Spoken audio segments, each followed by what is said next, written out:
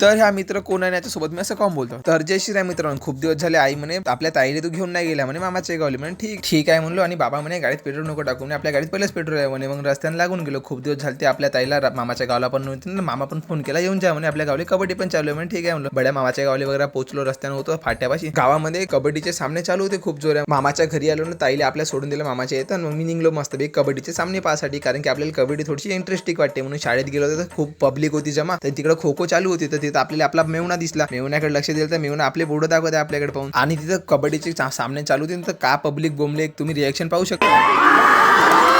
तिथं पण आपले प्रेमाचे मित्र भेटले. मित्रांसोबत थोडंसं बोलून घेतलं छानपैकी. आणि आपल्याला खूप जुना मित्र आपला यश मित्र भेटला. मित्रासोबत थोडं बोलून घेतलं. मेन म्हणजे जिल्हा परिषद शाळेची गोष्टच वेगळी आहे, कारण की टुर्नामेंट अशी आपल्याला जिल्हा परिषद शाळेमध्ये पाहायला भेटते. कॉन्व्हेंट वगैरे मध्ये काहीच नाही भेटत. तर यश म्हणे आपल्या गावची कबड्डी चालू झाली म्हणे, चला आपण जाऊन पाहू म्हणे. तिथं आपला मामा कबड्डीच बघत होता. मामाचं लक्ष पण नव्हतं माझ्याकडे. मी पण कबड्डी बघणं चालू करून टाकलो बड्यापैकी. पलस गावचे मुलं पण खूप भारी भारी कबड्डी खेळायला लागले. मामाचा जोश पाहू शकता. मामा कसा कसा काय काय सांगितलं.